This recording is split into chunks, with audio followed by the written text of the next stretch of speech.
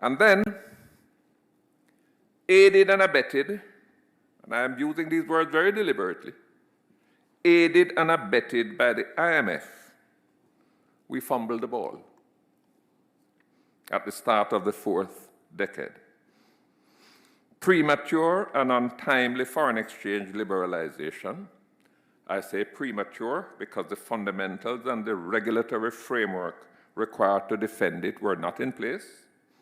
And I say untimely because loose monetary policy in the months preceding it had created a perfect storm for financial instability.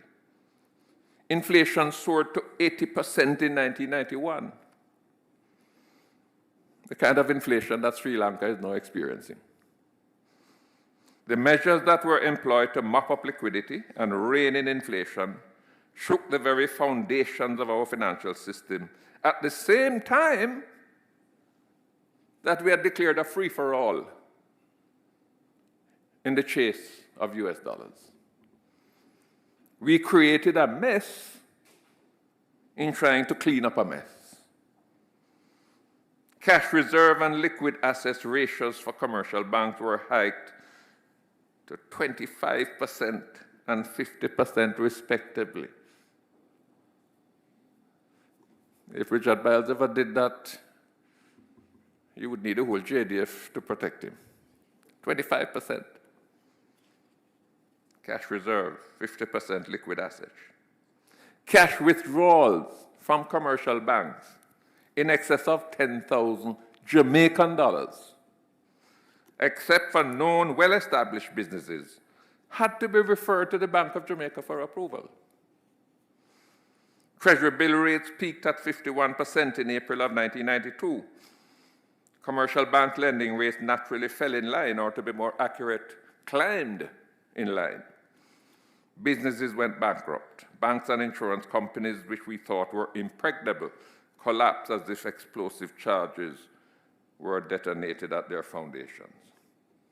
The government, with no fiscal surplus and with its net international reserves in the red, had to step in, almost like a drowning man trying to save another drowning man.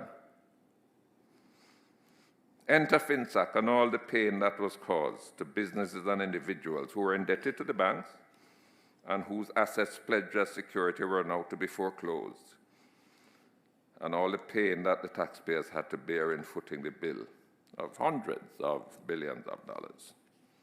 These missteps could not have occurred at a worse time, because we were now facing a new headwinds, all wrapped up in something called globalization.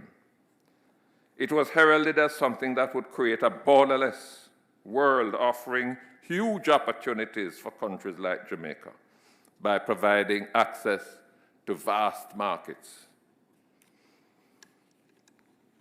The fine print read somewhat differently. We ourselves were to become a part of that vast market by reducing tariffs, eliminating subsidies to domestic producers.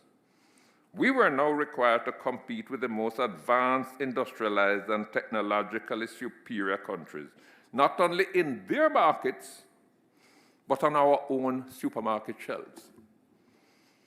Many local producers found their products being displaced by cheaper imported goods. It was hardly a level playing field, and we were not ready for this.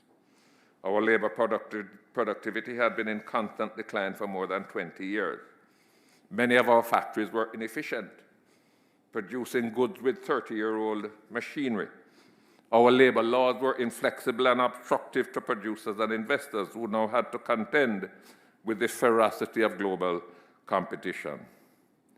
Our public sector lacked the agility to be a facilitator rather than a humbug to investment and economic activity.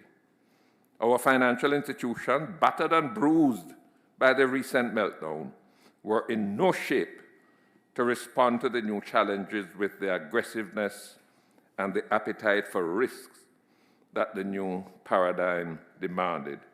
Not surprisingly, We ended the fourth decade of independence with paltry economic growth of 3.6%.